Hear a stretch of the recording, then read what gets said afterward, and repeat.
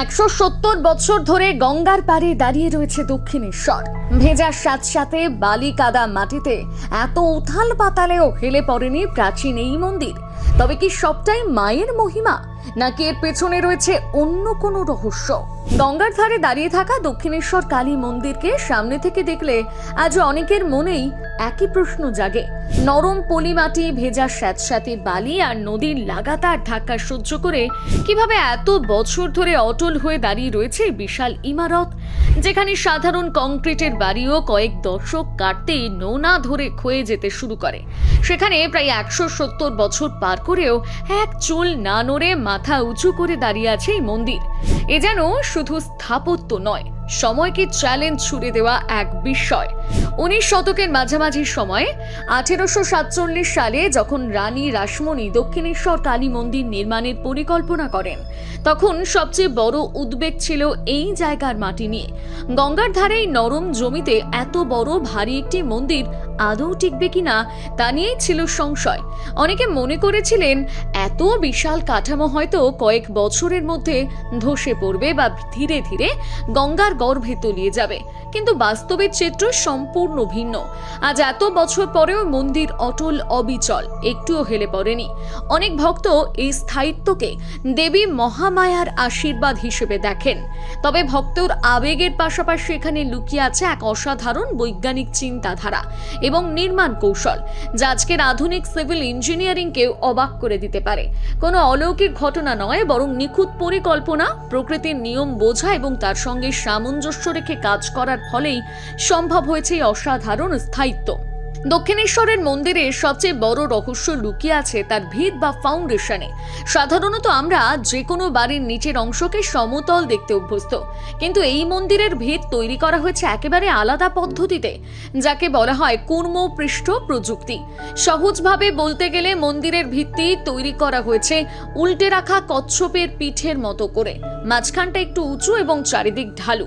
এই নকশার ফলে বৃষ্টির জল বা আশপাশের জল কখনো মন্দিরের নিচে জমে থাকতে পারে না। জল খুব সহজেই চারদিক দিয়ে নেমে যায়। এর ফলে ভিতের মাটি কখনোই নরম বা আলগা হয়ে পড়ে না।